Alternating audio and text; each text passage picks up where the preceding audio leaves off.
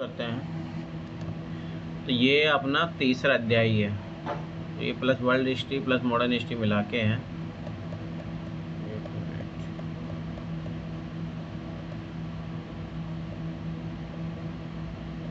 तो ये चीज़ याद रखना, उधर शीशेट में आपको डेली 2-2 चैप्टर करते जाओ। वो तो क्लासेज में देके रखा ही हूँ, जहाँ दिक्कत होती है वो देख लेना, क्योंकि मैंने उसमें एक क्वेश्चन करवाया हुआ है। तो कोई मतलब नहीं ना दोबारा फिर इससे ज़्यादा टाइम अपने जैसे मिलेगा अपन फिर उधर करेंगे ना, दृष्टि वाली बुक करेंगे। पर हाँ, उधर बिल्कुल बेसिक से करेंगे अपन, ऐसा नहीं है।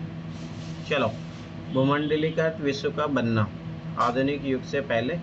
तो ये याद रखना कि पीटी प्लस मेंस दोनों के लिए है। दूसरा modern history plus world history दोनों को मिला के है ये। तो ये चीज़ याद रखना। जब हम वैश्वीकरण की बात करते हैं तो आमतौर पर हम एक ऐसी आर्थिक व्यवस्था की बात करते हैं जो मोटे तौर पर पिछले लगभग 50 सालों में ही हमारे सामने आई है।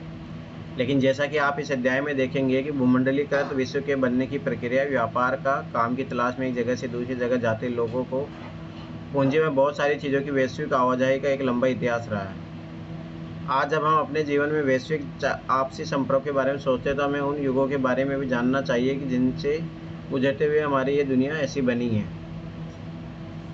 इतिहास के हर दौर में मानव समाज एक दूसरे के ज़्यादा नज़दीक आते गए हैं। प्राचीन काल से ही यात्री, व्यापारी, पुजारी और तीर्थयात्री ज्ञान, अवसरों और आध्यात्मिक शांति के लिए उत्पीड़न या यातनापूर्ण जीवन से बचने के लिए दूर दूर की यात्राओं पर जाते थे।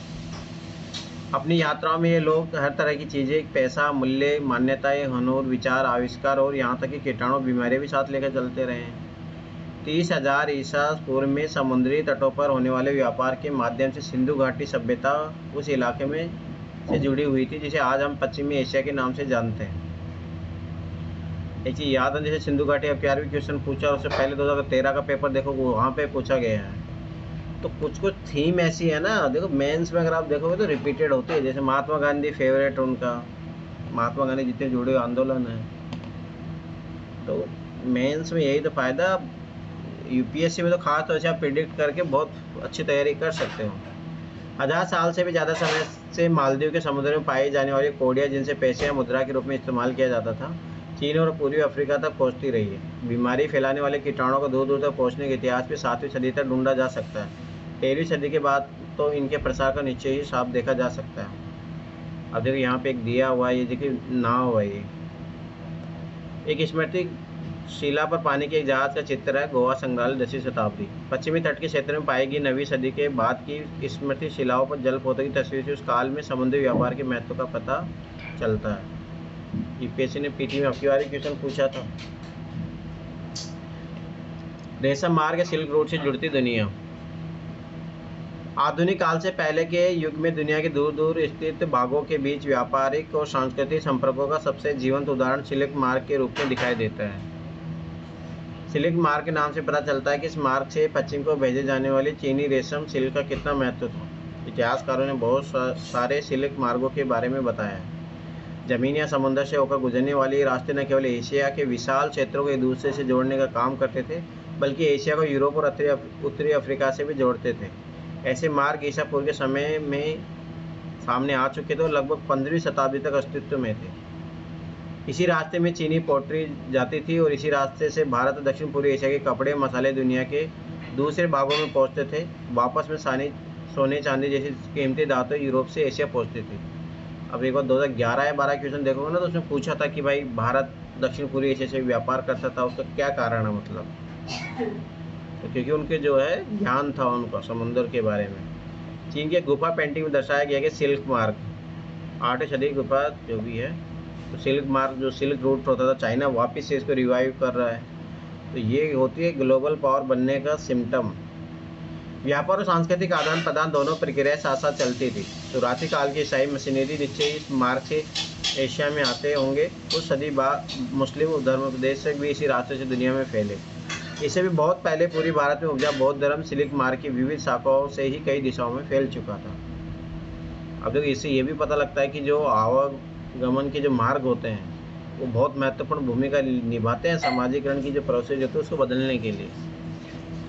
भोजन की यात्रा, स्पेगेटी और आलू। हमारे खाद्य पदार्थ दो देशों के बीच सांस्कृतिक आदान प्रदान के कई उदाहरण पेश करते हैं। जब भी व्यापारी मुसाफिर किसी नए देश में जाते हैं, जाने अनजाने वहाँ नई फसलों के बीज बो आते हैं। संभव है कि दुनिया के विभिन्न भागों में मिलने वाली झटपट तैयार होने वाले खाद्य पदार्थों के भी साझा स्रोत रहे हों। आइए स्पेगेटी और नूडल्स का भी उदाहरण लें। माना जाता है कि नूडल चीन से पश्चिम में पहुंचे और वहां से उन्हें स्पेगेटी का जन्म हुआ। यह संभव है कि पास्ता अरब यात्रियों के साथ 5वीं सदी में सिसिली पहुंचा, जो अब इटली का एक टापू है। सोचो कि ये हाँ, एक मिनट रुको।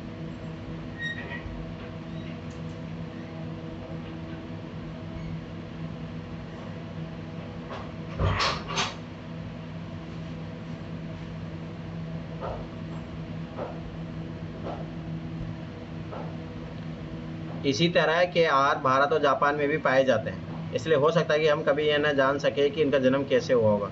फिर भी इन अनुमानों के आधार पर इतना जरूर कहा जा सकता है कि आधुनिक काल से पहले भी दो देशों के बीच सांस्कृतिक लेन देन चल रहा होगा। अब थोड़ा ऐसा तो यूपीएससी कभी ऐसा पूछा नहीं, पर फिर भी याद रखना कि नूडल्स किसका है, तो थोड़ा ये याद रखना। तो जैसे यूपीएससी फलों के बारे में, इनके बारे में पूछ ही लेता था, अब की बार ही पूछा था। सर वो मेंस में को तो नहीं पूछा था, जो फास्ट फूड को लेके पूछा था, मोटापा फास्ट फूड जो था, तो उसमें तो नूडल्स पास्ता ही जाए। हाँ, ऐसे पीटी में पूछा एक बार 2015-16 के टाइम में। वेनिस से पूरी विश्व से आए व्यापारी चीज़ों का अदला बदली करते हुए Marco Polo, book of marvel, 15वीं सदी। ये देखो सामान लाद के लेके जाया जा रहा है। अब देखो ये आ गया, आलू, सोया, मूंगफली, मक्का, टमाटर, मिर्च, शकरकंद और ऐसे बहुत सारे दूसरे खाद्य पदार्थ लगभग 500 साल पहले हमारे पूर्वजों के पास नहीं थे। अब सोचो, ये याद रखना, ये सब भारत से बाहर से आया है। यही तो पूछा था आपकी बार क्वेश्चन। ये खाद्य पदार्थ यूरोप और एशिया में तब पहुंचे जब क्रिस्टोफर कोलंबस गलती से उन अज्ञात महाद्वीपों में पहुंच गया था, जिन्हें बाद में अमेरिका के नाम से जाने लगा। यहाँ अमेरिका का मतलब उत्तरी अमेरिका, दक्षिणी अमेरिका और कैरिबियन द्वीप समूह सभी से है। दरअसल हमारे बहुत सारे खाद्य पदार्थ अमेरिका के मूल निवासी यानी अमेरिकन इंडियन से हमारे पास आए हैं।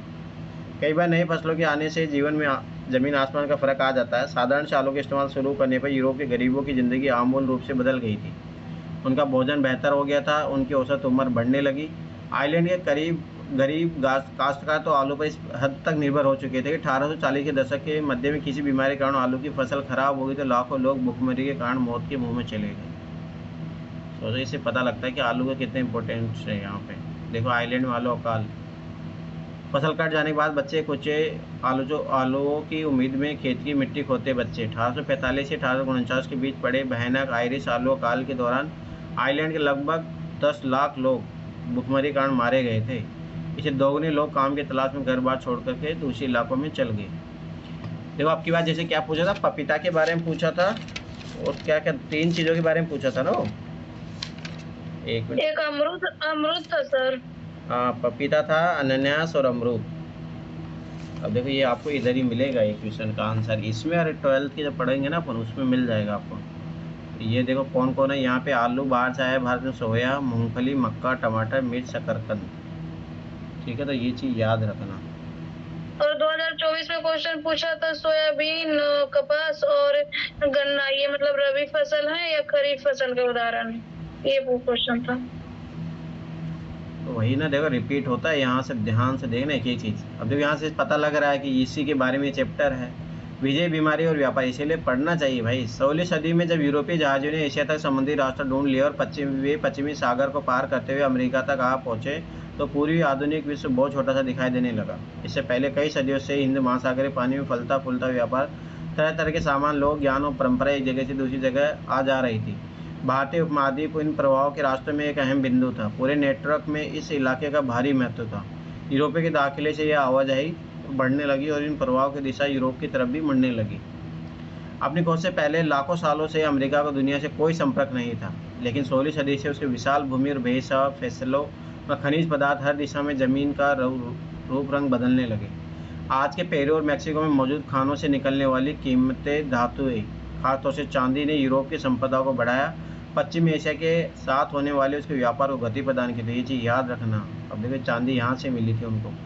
17वीं सदी के आते आते पूरे यूरोप में दक्षिण अमेरिका की धन संपदा के बारे में तरह तरह के किस्से बनने लगे थे। इन्हीं किंवदंतियों की बदौलत वहाँ के लोग एल डोराडो को सोने का शहर मानने लगे और उसकी खोज में बहुत सारे खोजी अभियान शुरू किए गए। 16वीं सदी के मध्य तक आते आते पुर्तगाली और स्पेनिश सेनाओं की विजय का सिलसिला शुरू हो चुका था। उन्होंने अमेरिका को उपनिवेश बनाना शुरू कर दिया था।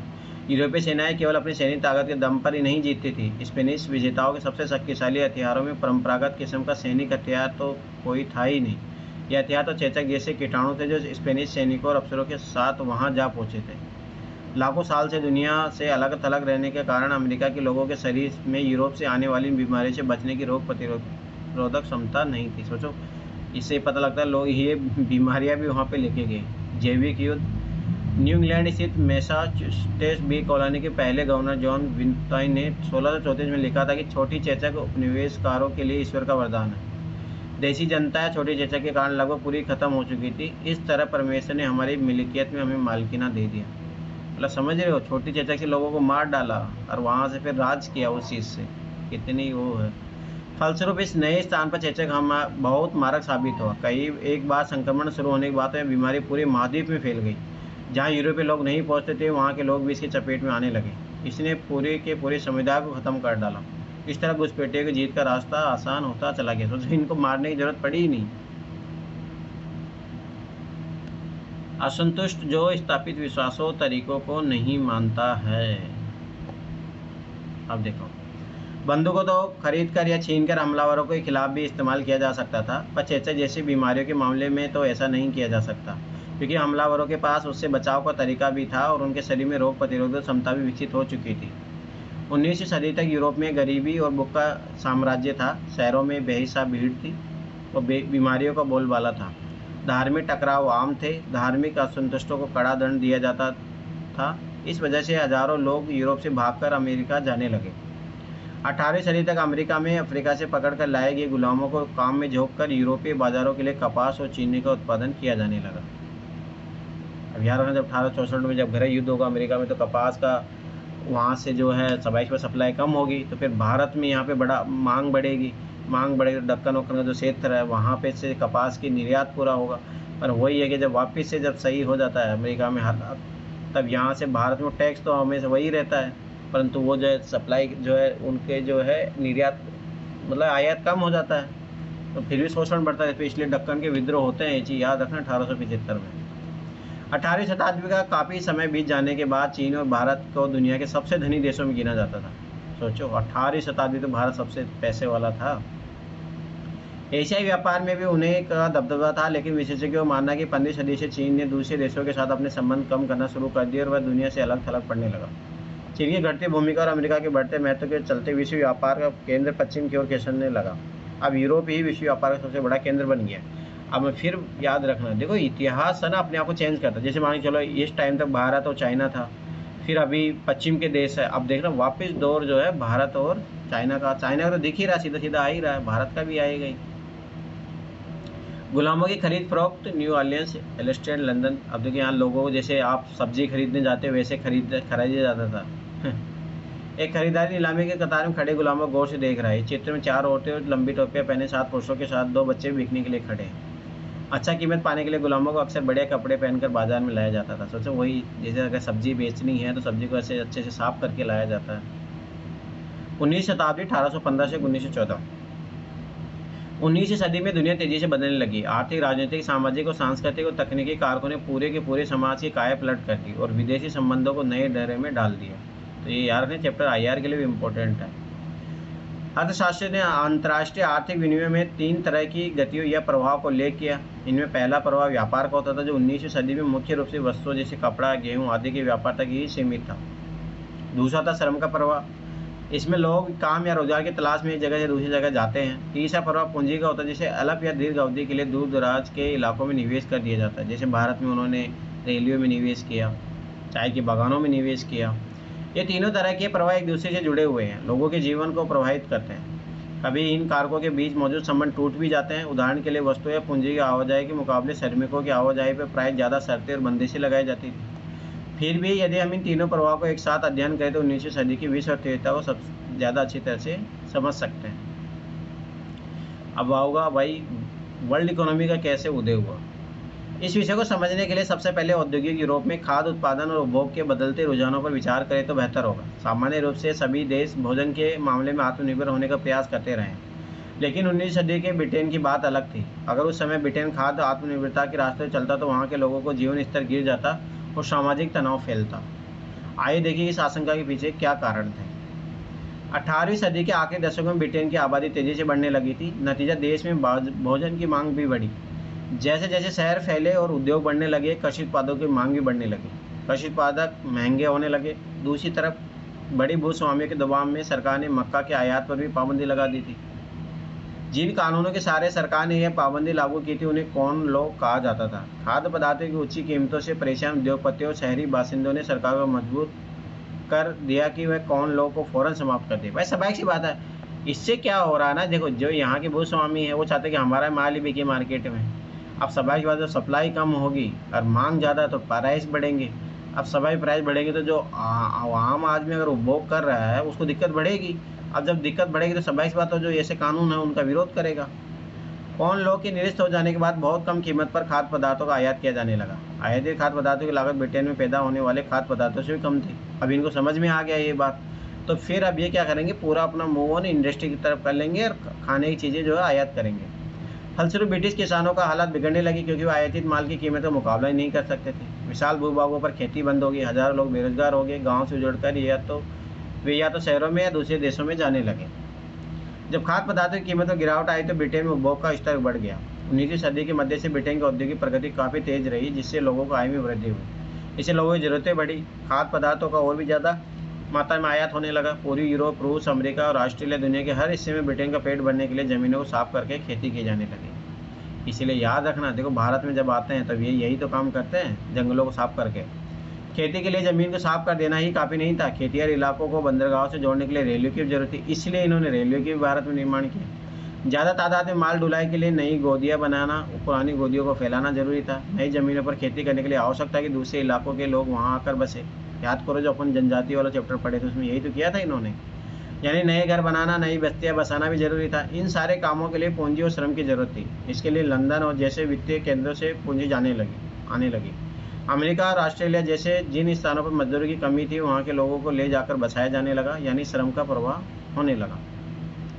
19वीं सदी में यूरोप के लगभग 5 करोड़ लोग अमेरिका और ऑस्ट्रेलिया में जाकर बस गए।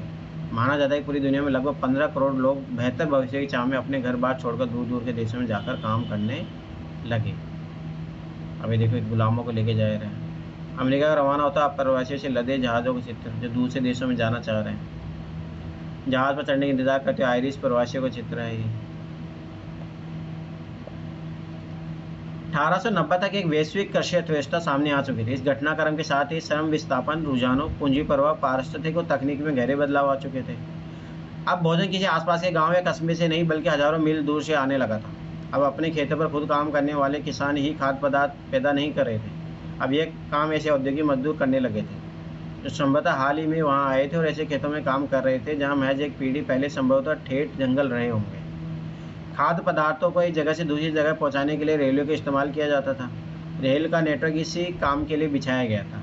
पानी के जहाज़ों से ऐसे दूसरे देशों में पहुंचाया जाता था। इन जहाज़ों पर दक्षिणी यूरोप, एशिया, अफ्रीका और कैरिबियाई द्वीप समूह के मजदूरों में बहुत कम वेतन पर काम करवाया जाता था। अब देखो इसीलिए बोलते हैं ना कि आज क्यों बोला जाता है कि पश्चिम के जो देश है भाई इनका ना विकास जो हुआ, आज वो विकसित देश बने बैठे हैं, उसका सबसे बड़ा कारण शोषण है।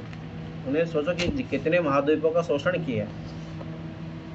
बहुत छोटे पैमाने पर ही सही, लेकिन इस तरह के नाटकीय बदलाव हम अपने यहाँ पंजाब में भी देख सकते हैं। यहाँ ब्रिटिश भारतीय सरकार ने अर्ध रेगिस्तानी पट्टी जमीनों को उपजाऊ बनाने के लिए नहरों को जाल बिछा दिया ताकि निर्यात के लिए गेहूं और कपास की खेती की जा सके।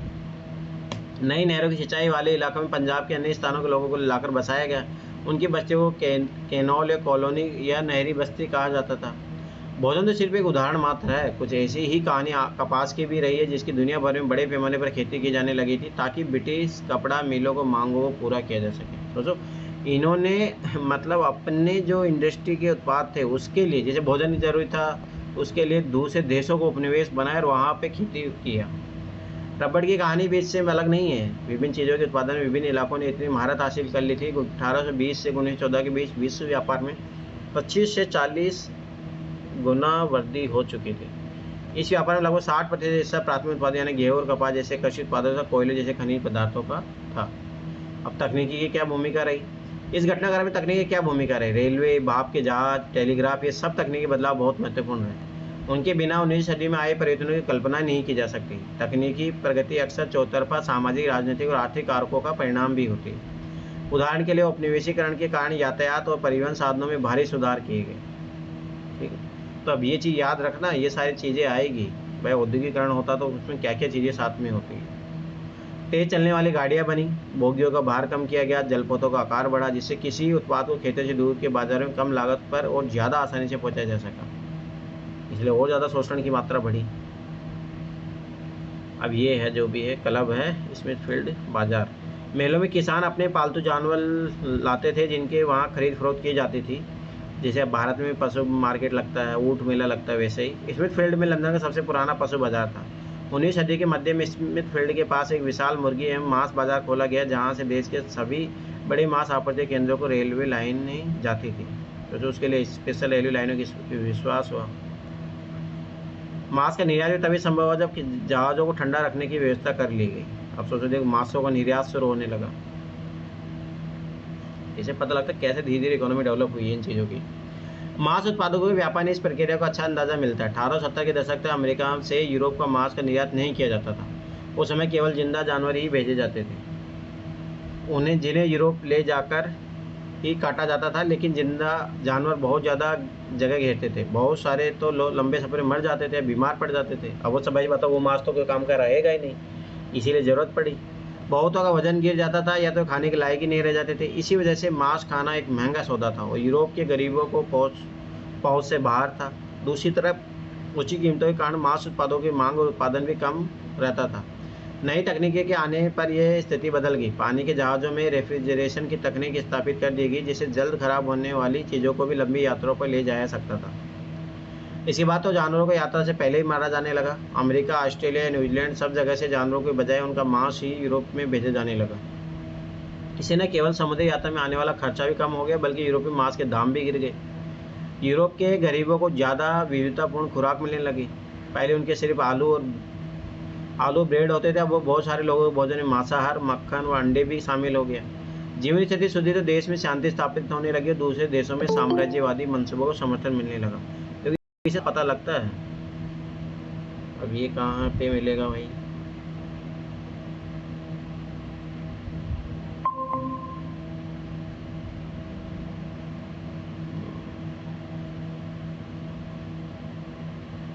टाइम पे ज्वाइन किया करो, नहीं फिर ऐसे गड़बड़ी होती है।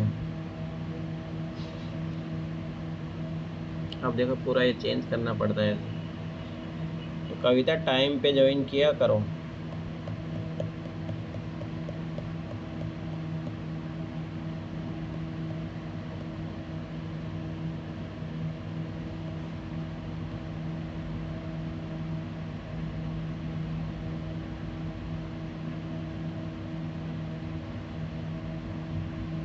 अब देखिए इससे ये पता लगता है, देखो आराम से इनको जब खाना मिलने लगा, सारी चीज़ें हो गई, तो ये ऑटोमेटिक विकास क्यों नहीं करेंगे? अब इनको टेंशन है ही नहीं, इसीलिए फिर उपनिवेशवाद को बढ़ावा देते हैं। 19वीं सदी के आखिर में उपनिवेशवाद, 19वीं शताब्दी के आखिरी दशकों में व्यापार बढ़ा, बाजार तेजी से फैलने लगे। यह केवल फैलते व्यापार और संपन्नता का ही दो नहीं था। हमें इस प्रक्रिया के स्याही पक्ष को भी नजरअंदाज नहीं करना चाहिए। व्यापार में इजाफे और विश्व अर्थव्यवस्था के साथ निकटता के परिणाम यह हुआ, दुनिया के बहुत सारे भागों में स्वतंत्रता, आजीविका के साधन छिनने लगे। 19वीं सदी के आखिरी दशकों में यूरोपियों की वजह से बहुत सारे कष्टदायक आर्थिक, सामाजिक और पारिस्थितिक परिवर्तन आए और औपनिवेशिक समाजों को विश्व अर्थव्यवस्था में समाहित कर लिया गया। अब इसलिए भारत ये और है, और जो अफ्रीका के जो महाद्वीप है सब आ गए इसमें। जरा अफ्रीका के मानचित्र को देखिए। अब देखो ये अफ्रीका का है उस टाइम, 19वीं सदी के आखिरी औपनिवेशिक अफ्रीका का मानचित्र है। यहाँ पे देखो किन किन लोगों का राज था।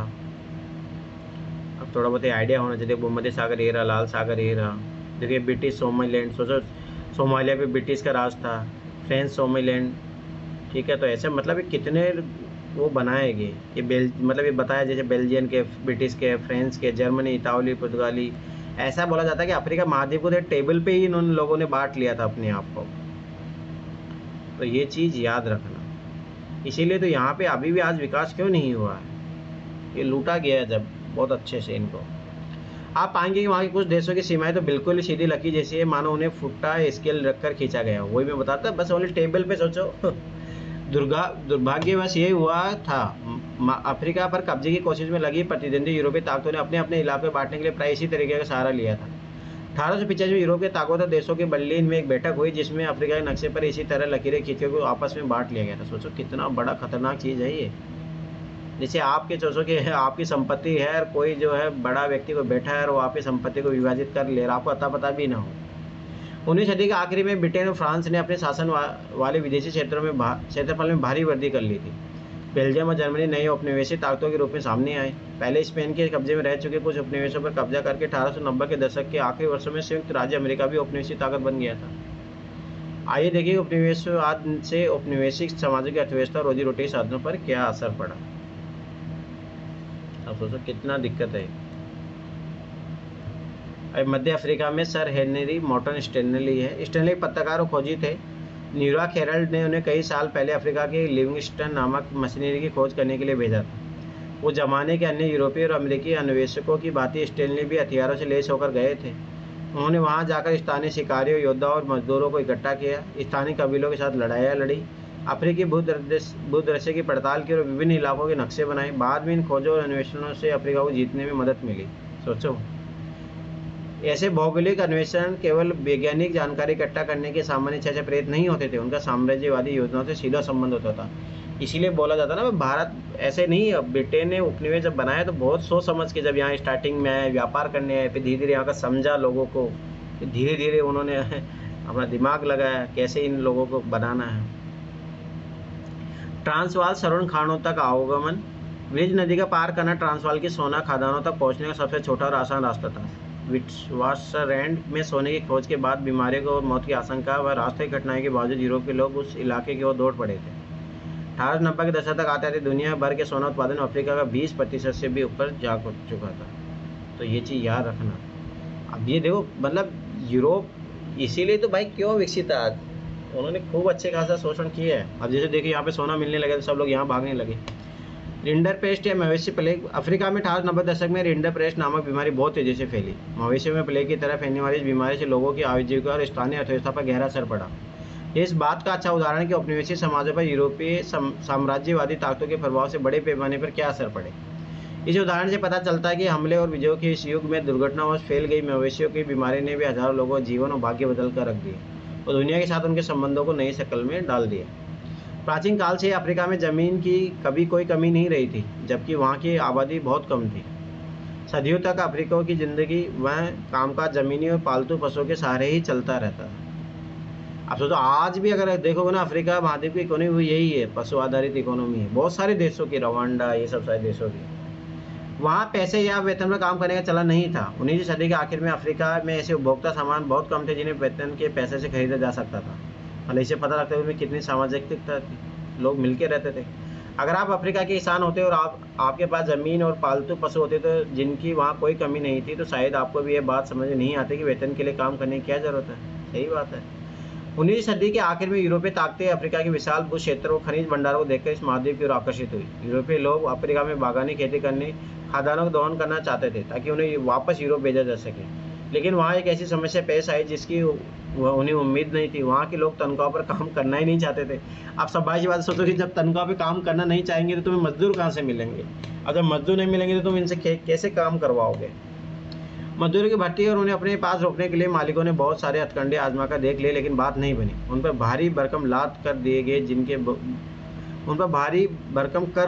जिनका भुगतान केवल तभी किया जा सकता था। सोचो, अब देखो, इनको मजबूरी में काम करने के लिए इनको मजबूर किया जाने लगा।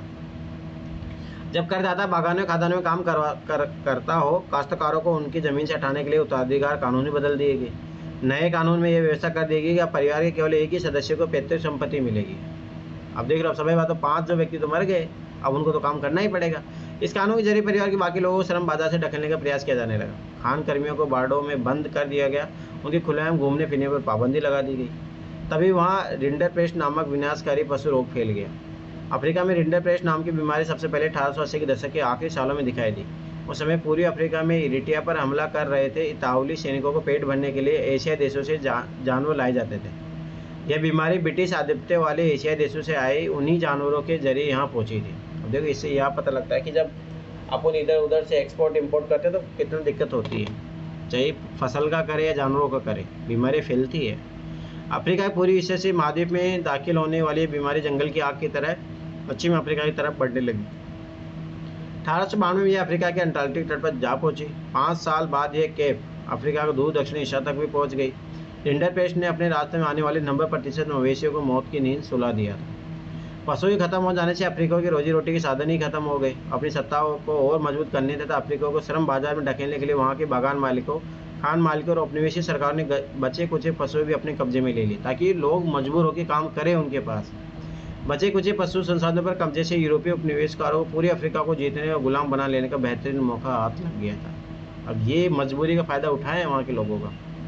19वीं सदी की दुनिया के अन्य भागों पर पश्चिमी आक्रमण और विजय के परिणामों की ऐसी ही और कहानियाँ भी देखी जा सकती है। अब देखो, भारत से अनुबंधित श्रमिकों को जाना, जो गिरमिटिया मजदूर है। भारत से अनुबंधित या गिरमिटिया श्रमिकों को ले जाया जाना भी 19वीं सदी की दुनिया की विविधता को प्रतिबंधित करता है। यह तेज आर्थिक वृद्धि के साथ साथ जनता के कष्टों में वृद्धि, कुछ लोगों की आय में वृद्धि और दूसरों के लिए बेहिसाब गरीबी। तो यही हुई असमानता वाली बात। कुछ क्षेत्रों में भारी तकनीकी प्रगति और दूसरे क्षेत्रों में उत्पीड़न के नए रूपों की इजाद की दुनिया थी। इसलिए याद रखना, कभी भी पूंजीवाद है ना, समानता नहीं चाहेगा। अब खुद सोचिए, जैसे मान के चलो आज मेरे पास मान के चलो कि भाई 40 लाख रुपए है, तो मैं क्यों काम करूँगा? समझिए आप ये बात। तो जब इक्विटेबल डिस्ट्रीब्यूशन हो जाएगा तो कोई मजदूर के रूप में काम कौन करेगा? प्राइवेट सेक्टर के लिए कौन चाहिए? मजदूर चाहिए। प्राइवेट सेक्टर आप ये समझिए ब्रिटिश राज। ब्रिटिश को भाई इन लोगों के लिए जब कुछ है 10-10, 15-15 हज़ार में काम करने के लिए कोई भी चाहिए। तो अभी लोगों को जो भाई, आप ये मत समझो कि भाई ब्रिटिश लोग थे तभी भारतीयों को शोषण होता था। भाई अभी भी हो रहा है वो शोषण। और पूंजीवाद कभी भी नहीं चाहता कि समानता है, ये चीज़ याद रख लेना। नहीं तो उनको फिर मजदूर कहाँ मिलेंगे सस्ते वाले। और याद रखना, जब सस्ते मजदूर मिलेंगे तभी उनका प्रॉफिट बढ़ेगा। तो इसीलिए वो हमेशा चाहेंगे कि ऐसा चीज़ होती रहे, कभी नहीं चाहेंगे कि हाँ लोगों की आय बढ़े। और इसलिए तो क्यों विवाद होते रहते हैं। और सरकारें हमेशा याद रखना पूंजीवादी को ही सपोर्ट करती है, क्योंकि सरकारों का जो चुनावी फंडिंग होती है, ये सब सारी चीज़ें कौन देता है। इसलिए कभी मत मानना ये बात कि भाई सरकारें आपकी हितैषी है। नो। 19वीं सदी में भारत और चीन के लाखों मजदूरों को बागानों, खदानों, सड़कों को, रेल निर्माण परियोजनाओं में काम करने के लिए दूर दूर के देशों में लाया जाता था। भारतीय अनुबंधित श्रमिकों को खास तरह के अनुबंध या एग्रीमेंट के तहत ले जाया जाता था। इन अनुबंधों में यह शर्त होती थी कि यदि मजदूर अपने मालिक के बागान में 5 साल काम कर लेंगे तो स्वदेश लौट सकते हैं। भारत के ज़्यादातर अनुबंधित श्रमिक मौजूदा पूर्व उत्तर प्रदेश, बिहार, मध्य भारत और तमिलनाडु के सूखे इलाकों से जाते थे। तो समझ बात, जहाँ गरीबी थी। 19वीं सदी के मध्य में इन इलाकों में भारी बदलाव आने लगे। कुटीर उद्योग खत्म हो रहे थे, ज़मीनों का भाड़ा बढ़ गया था, खानों और बागानों के लिए ज़मीनों को साफ किया जा रहा था। इन परिवर्तनों से गरीबी के जीवन पर गहरा असर पड़ा। वे बटाई पर ज़मीन तो ले लेते थे, लेकिन उसका भाड़ा नहीं चुका पाते थे। उन पर कर्जा चढ़ने लगा था। काम की तलाश में उन्हें अपने घर बार छोड़ने पड़े थे। भारतीय अनुबंधित श्रमिकों मुख्य रूप से कैरिबियाई द्वीप समूह, मुख्य त्रिनाद, गुयाना, सूरीनाम। और याद रखना, यहाँ पे आज भारतीय लोग ही है शासक, क्योंकि यही लोग वहाँ जाके बसे। मॉरिशस और फिजी ले जाया करता था। तमिल प्रवासी सिलोन और मलाया जाकर काम करते थे। सिलोन मतलब श्रीलंका। बहुत सारे अनुबंधित श्रमिकों को असम के चाय बागान में काम कराने के लिए ले जाया जाता था। अब त्रिनाद के कोको, अब देखो याद रखना, यूपीएससी ने क्वेश्चन पूछा। त्रिनाद के कोको बागान में काम करते भारतीय गिरमिटिया मजदूर 1910। भाई कोको का उत्पादन कहाँ होता है याद करो, यूपीएससी ने पूछा था 2024 में, 23 में पूछा था। मजदूरी की भर्ती का काम मालिकों के एजेंट किया करते थे। एजेंटों की कमीशन मिलता था। बहुत सारे अप्रवासी अपने गाँव में होने वाले उत्पीड़न और गरीबी से बचने के लिए भिन्न अनुबंधों को मान लेते थे। एजेंट भी भावी अप्रवासियों को फुसलाने के लिए झूठी जानकारी देते थे। कहाँ जाना है, यात्रा के साधन क्या होंगे, क्या काम करना होगा और नई जगह पर काम व जीवन के हालात कैसे होंगे, इस बारे में उन्हें सही जानकारी नहीं दी जाती थी। बहुत सारे अप्रवासियों को यह भी नहीं बताया जाता था कि उन्हें लंबी समुद्री यात्रा पर जाना है। अगर कोई मजदूर अनुमति के लिए राजी नहीं होता था तो एजेंट उसका अपहरण कर लेते थे। सोचो, अपहरण करके भी। अभी देखो त्रिनाद एक टोबैगो है क्षेत्र। देखो कोको याद करो, यूपीएससी ने ऐसे देखो एनसीईआरटी से बाहर नहीं पूछता भाई यूपीएससी। यार सर, जो कांगो बेसिन जिसका आंसर था वही यूपीएससी नहीं पूछता भाई एनसीईआरटी के बाहर। 19वीं सदी की अनुबंध व्यवस्था को थोड़ा बहुत अगर आपको ये आइडिया होता है ना तो क्वेश्चन कर लेते हैं आप। बहुत सारे लोगों ने नई दास प्रथा का भी नाम दिया गया। बागानों में या तो कार्यस्थल पर पहुंचने के बाद मजदूरों को पता चलता था कि जैसी उम्मीद कर रहे थे यहाँ वैसे हालात नहीं है। नई जगह की जीवन और कार्य स्थितियाँ कठोर थी और मजदूरों के पास कानूनी अधिकार कहने को भर भी नहीं थे। इसके बावजूद मजदूरों ने भी ज़िंदगी बसर करने के अपने तरीके ढूंढ निकाले। बहुत सारे तो भाग कर जंगलों में चले गए। अगर ऐसे मजदूर पकड़े जाते तो उन्हें भारी सजा दी जाती। बहुतों ने अपनी पुरानी और नई संस्कृतियों का सम्मिश्रण करते हुए व्यक्तिगत और सामूहिक आत्म अभिव्यक्ति के नए रूप खोज लिए। तिन्नाद में मुहर्रम के सालाना जुलूस के एक विशाल उत्सवी मेले को रूप दे दिया गया। इस मेले में हौसे इमाम हुसैन के नाम पर नाम दिया गया। इसमें सभी धर्मों नस्लों के मजदूर हिस्सा लेते थे। इस प्रकार रास्ताफारियानावाद नामक विद्रोही धर्म, जिसमें जमैका के रेगो गायक बोरू मौली ने ख्याति के शिखर पर पहुंचा दिया, में भी भारतीय आप्रवासियों के कैरिबियाई द्वीप समूह के बीच इन संबंधों को झलक देखी जा सकती है। त्रिनाद और गुयाना में मशहूर चटनी म्यूजियम भी भारतीय आप्रवासियों के वहां पहुंचने के बाद सामने आई रचनात्मक अभिव्यक्तियों का उदाहरण है। सांस्कृतिक समागम के ये स्वरूप एक नई वैश्विक दुनिया के उदय की प्रक्रिया को अंग थे। यह ऐसी प्रक्रिया थी जिसमें अलग अलग स्थानों की चीज़ें आपस में घुल मिल जाती थी, उनकी मूल पहचान और विशिष्टता गुम हो जाती थी और बिल्कुल नया रूप सामने आता था। इसलिए आज वहाँ के लोग चाहे हिंदू होंगे परंतु उनका एक अलग स्वरूप होगा। अब सोचो ऐसे लेके जाता था, नंबर दिया जाता था गिरमिट मजदूरों को। मालिक के लिए इन मजदूरों के नाम नहीं बल्कि उनकी संख्या का महत्व होता था।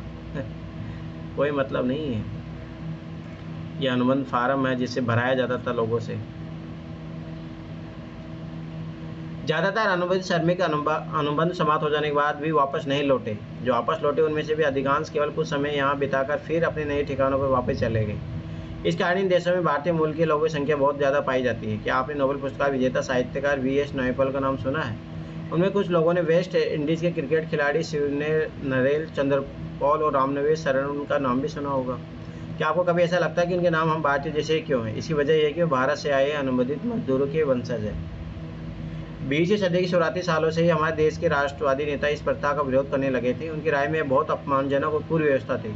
इसी दबाव के कारण 1921 में इसे खत्म कर दिया गया, लेकिन इसके बाद भी कई दशकों तक भारतीय अनुबंधित मजदूरों के वंशज कैरिबियाई द्वीप समूह में बेचैन अल्पसंख्यकों के जीवन जीते रहे। वहाँ के लोग उन्हें कुली मानते थे और उनके साथी कुली जैसा बर्ताव करते थे। नायपॉल की कुछ प्रारंभिक उपन्यासों में विछोह और परायेपन के इस एहसास को खूब देखा जा सकता है, जिसमें एक चीज़ यहाँ पे लिखी है। रामनारायण तिवारी भारत से आए गिरमिटे मजदूर थे जिन्होंने 20वीं सदी की शुरुआत में डेमेरारा में 10 साल काम किया था। उनका संस्मरण एक अंश है। तमाम कोशिशों के बावजूद मैं उन कामों को ठीक से नहीं कर पाया जो मुझे सौंपे गए थे। कुछ ही दिनों के भीतर मेरे हाथ सब जगह से छिल गए और मैं हफ्ते भर तक काम पर नहीं जा सका, जिसके लिए मुझे सज़ा दी गई और 14 दिन तक जेल में काटने पड़े। सोचो, नए आप्रवासियों का काम बहुत भारी पड़ता था और वे दिन भर में अपना काम पूरा नहीं कर पाते थे। अगर काम संतोषजनक ढंग से पूरा न हुआ तो तनख्वाह भी काट ली जाती थी। इसलिए बहुत सारे लोगों को उनका पूरा वेतन नहीं मिल पाता और उन्हें तरह तरह से सज़ा दी जाती है। दरअसल मजदूरों को अपने अनुबंधों की अवधि भारी मुश्किलों में बितानी पड़ती है। अब सोचो, अगर आज ये कंडीशन लागू कर दी जाए, ऐसा नहीं होता है। जैसे अब भारत से लोग क्या है ना, सऊदी अरब इधर बहुत जाते हैं। अब वहाँ बहुत शोषण होता है भाई, पर वही है कि वहाँ के सरकारों को देखो, भारत की सरकार को ये मतलब होता नहीं है। ये मतलब होता है कि सीधी सी बात है भाई, लोगों को रोजगार मिल रहा, खत्म बात। पर ऐसा नहीं है, बहुत दिक्कत होती है भाई उन लोगों को। पर यही अब तो फिर चलो कुछ कानून बनने लगा, फिर भी होता है शोषण। ऐसा नहीं है शोषण अभी भी नहीं होता है, होता है, अच्छा खासा होता है। विश्व बाजार के लिए खाद्य पदार्थों फसलें उगाने के वास्ते पूंजी की आवश्यकता थी। बड़े बागानों के लिए बाजार और बैंक से पैसा लिया जा सकता था, लेकिन छोटे मोटे किसानों को क्या होता, वो कहाँ से लोन लेते भाई?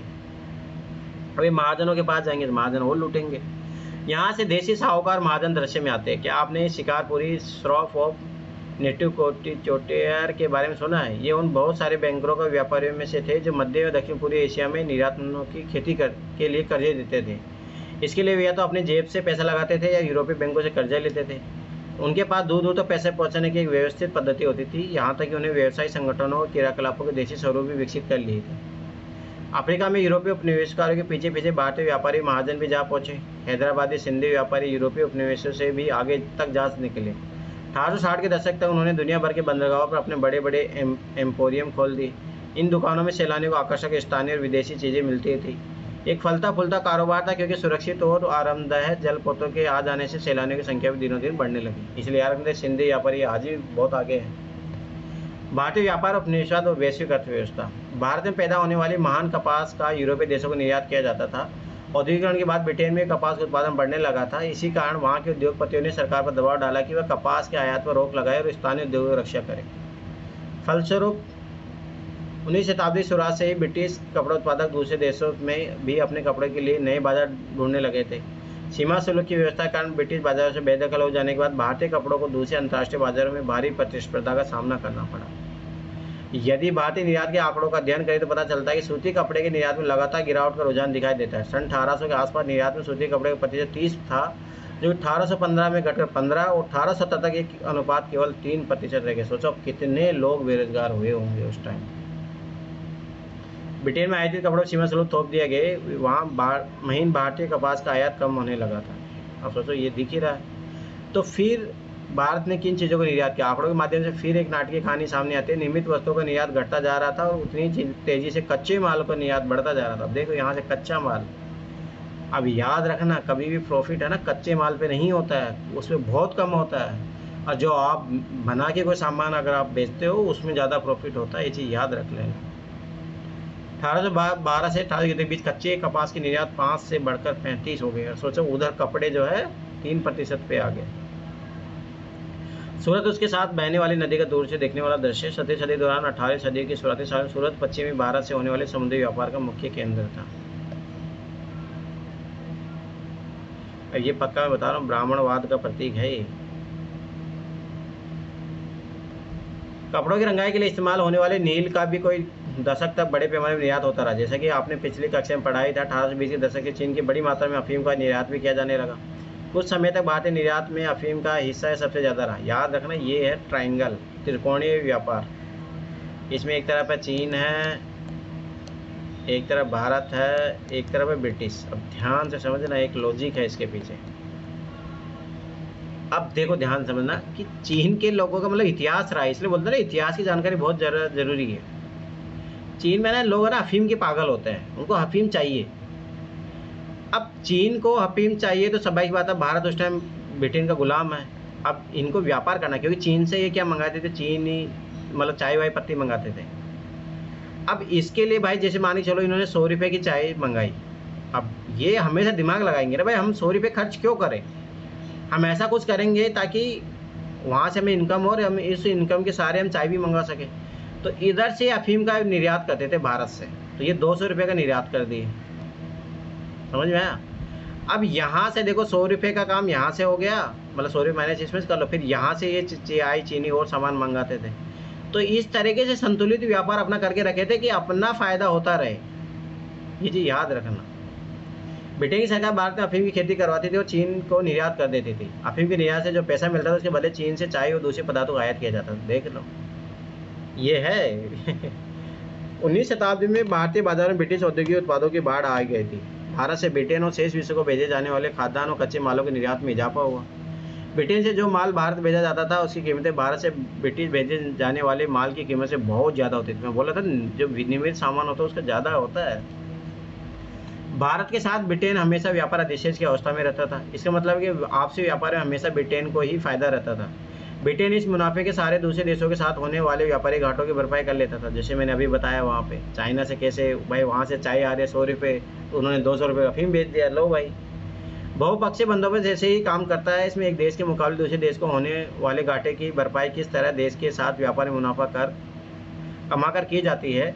ब्रिटेन की घाटे की भरपाई में मदद कर देते हुए भारत ने 19वीं सदी का विश्व अर्थव्यवस्था का रूप तय करने में एक अहम भूमिका अदा की थी।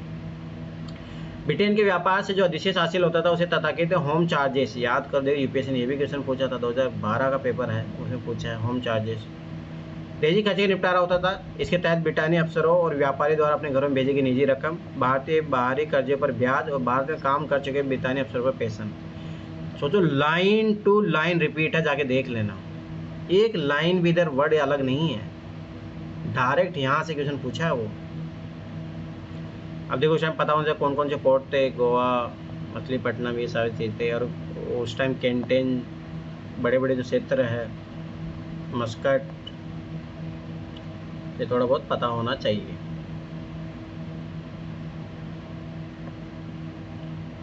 महायुद्धों के बीच अर्थव्यवस्था। पहला महायुद्ध मुख्य रूप से यूरोप में लड़ा गया। देखो डायरेक्ट सोचो इस क्वेश्चन का सोर्स यहाँ एक लाइन जाके देखना उस क्वेश्चन को, 2012 का पेपर है। एक वर्ड भी बस इन्हीं को 3 लाइन उन्होंने बना दिया था।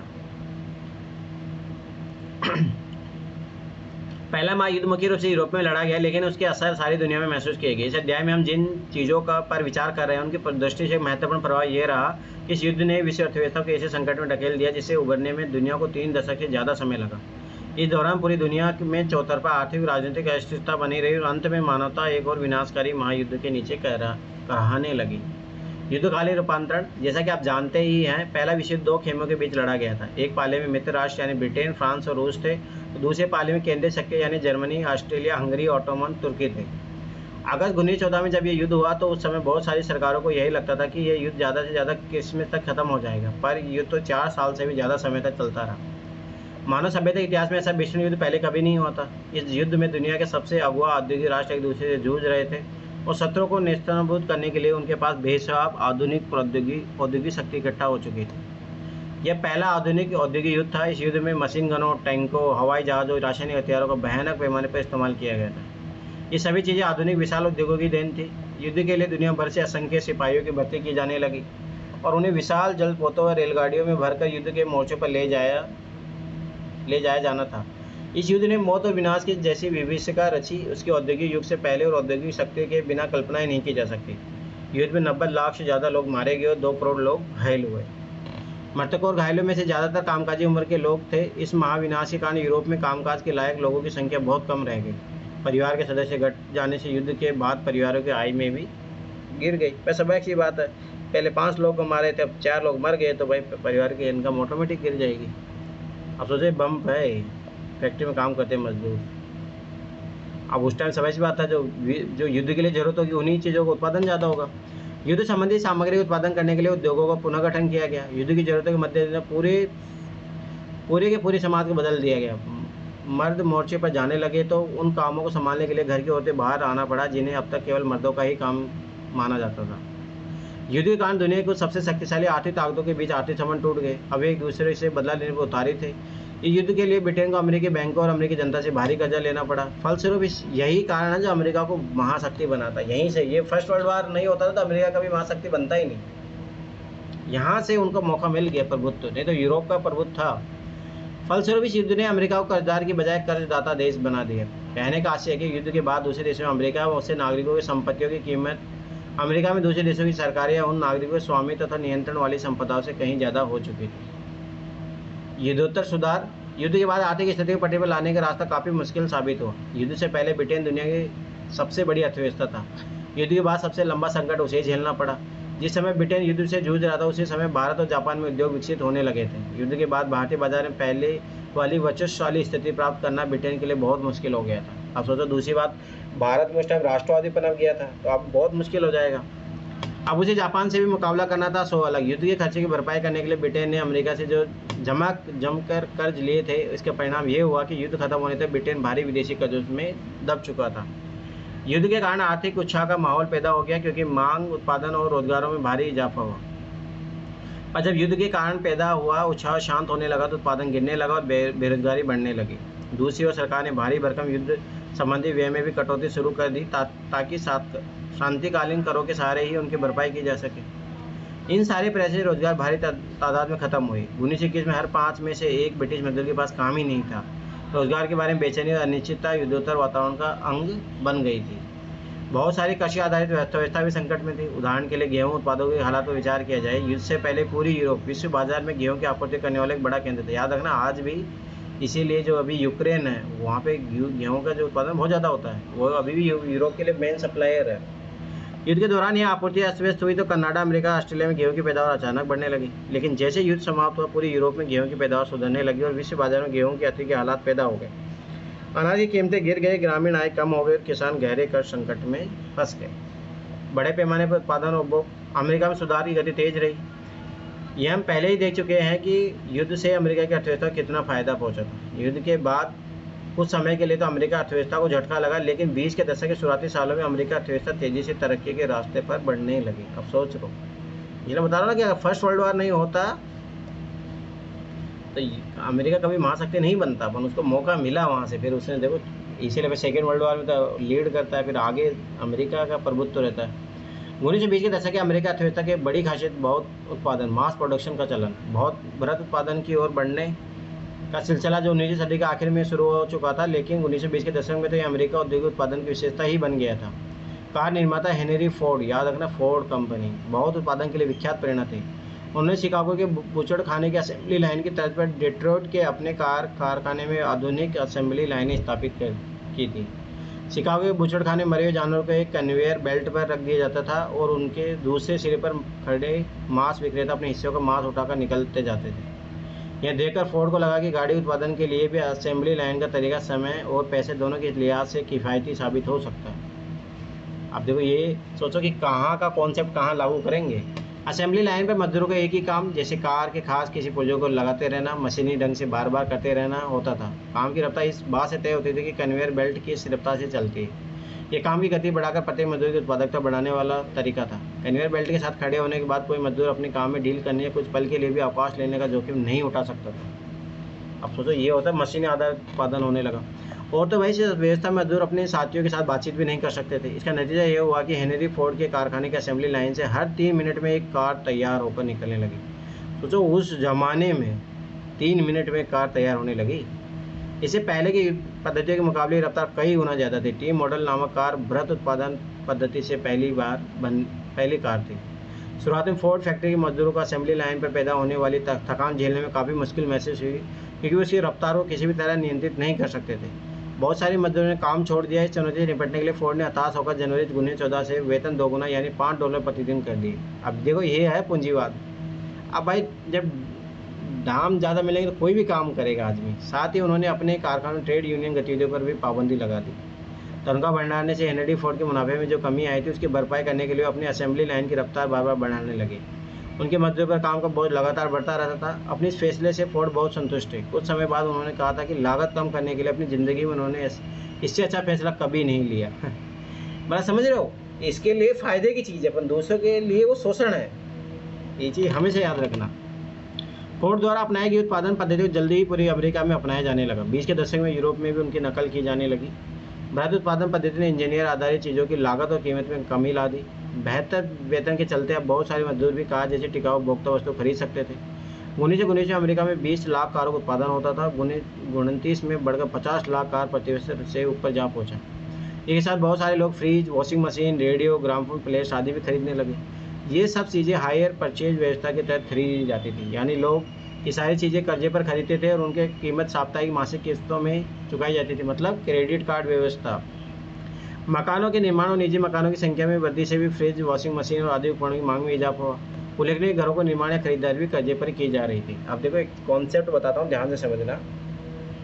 ये प्रधानमंत्री आवास योजना है। देखो, सरकारें कैसे मल्टीपल काम करती है। मैं फिर बता रहा हूँ, पूंजीवादियों के लिए फ़ायदा है। सरकार ने आपको मकान बना दिया, ठीक है, प्रधानमंत्री आवास योजना के तहत।